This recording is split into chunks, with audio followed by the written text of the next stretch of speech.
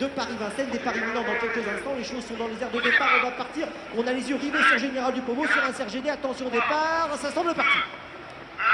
Allez, le départ est validé d'entrée de jeu pour ce prix de Paris 2002. Un Serge D parti extra à l'extérieur avec comme lire également. Grassano est bien parti au centre. On a également Egon Lavec où se trouve Général du Pommeau. Il est en 4e ou 5e position dans le sillage d'Egon Lavec alors que Galopin du Ravary a un petit peu concédé de terrain durant les premiers mètres, Pierre. Effectivement, Galopin du Ravary qui est à 3 longueurs du Vulcania qui est actuellement avant-dernier. Devant, c'est très bien parti pour Grassano qui prend la tête. Egon Lavec en 2e position avec comme lire à l'extérieur Héros du Rocher. Un Serge D bien parti. Il est en 5e position à l'extérieur, suivi par Hirosaka.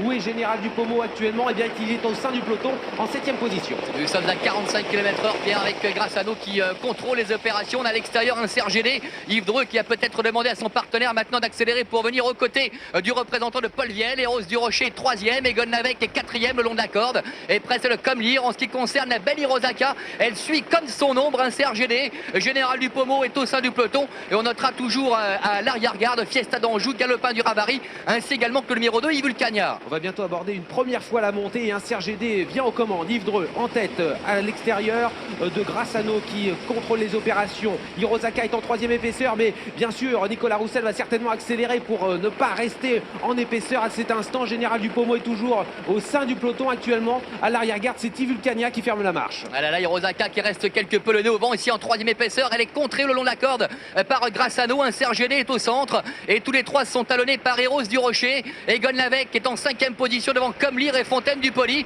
Général du Pommeau est au sein du peloton pour le moment en 7-8e position aux côtés du Tintébe. Alors que l'on note également Galopin du Ravary qui vient juste sur leur talon avec Zinzanbructur. C'est toujours Fiesta d'Anjou qui est à l'arrière-garde avec Yves Vulcania et Hirosaka qui voyage toujours en épaisseur, Pierre. Oui, on va toujours assez vite car actuellement Nicolas Roussel essaye de quand même prendre les commandes car il voyage toujours en 3e épaisseur. Ça se passe pas très bien pour Hirosaka malheureusement. Le long de la corde, c'est Grassano. Un Serge D est en 2e position. Hirosaka à l'extérieur toujours. Egon Lavec est plus loin avec Héros du Rocher. Général du Pommeau est en 8e position alors qu'on a, semble-t-il, un tout petit peu repris. Et on a repris avec un Grassano qui a vraiment un parcours idéal aujourd'hui. C'est un cheval qui est très dur. Il va peut-être durcir la course à 1500 mètres de l'arrivée. Un Serge D est à ses côtés. On a Hirosaka toujours le nez au vent avec à ses côtés au centre Héros du Rocher. Et puis Egon Lavec, le petit Comlire, seul 5 ans au départ de cette compétition, est en 5e position devant Fontaine du Poli. Jules Lepentier attend sagement son heure avec Général. Il est en 7-8e position et on passe devant les tribunes, Pierre. Oui, on va bientôt le boucler, le premier tour de chauffe avec Grassano, un Serge D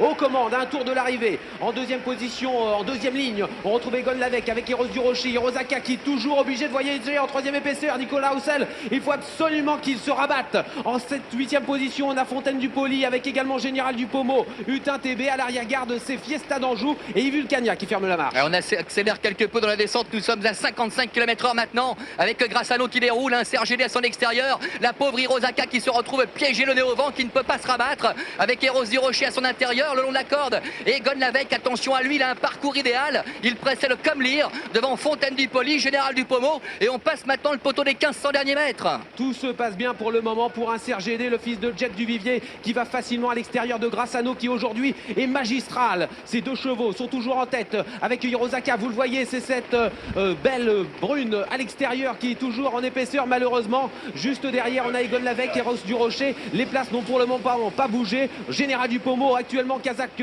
blanche et orange, est actuellement en 7e position. On aborde la ligne pratiquement d'en face à pratiquement maintenant 1300 mètres de l'arrivée. Et Paul Vielle et Grassano qui lancent la course maintenant. Un Serge D est en 2e position.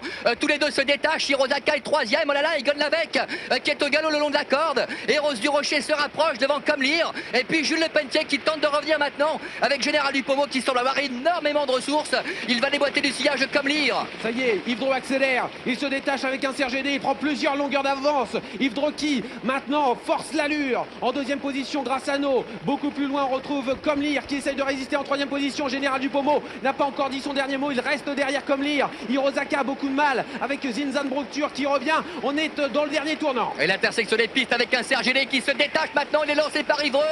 Grassano est deuxième. On a également Comlir qui se rapproche et puis Général Dupomont qui a énormément de ressources en quatrième position. Attention également à Zinzan Bructure qui vient très fort à l'extérieur, mais un CRGD s'envole peut-être vers un succès. Fantastique, un CRGD qui rentre en tête dans la ligne d'arrivée, il a 3 longueurs d'avance, il ne va peut-être pas être rejoint. Attention, un Général Dupomont qui finit très fort après un très bon parcours. Général Dupomont qui va attaquer un CRGD, les deux champions à la lutte pour la victoire. Un CRGD à l'extérieur de Général Dupomont, un CRGD, quelle lutte splendide. Le prix de Paris 2002 va être remporté par Général Dupomont, un CRGD est deuxième, Comlir troisième, Zinzan Bructure devance plus loin.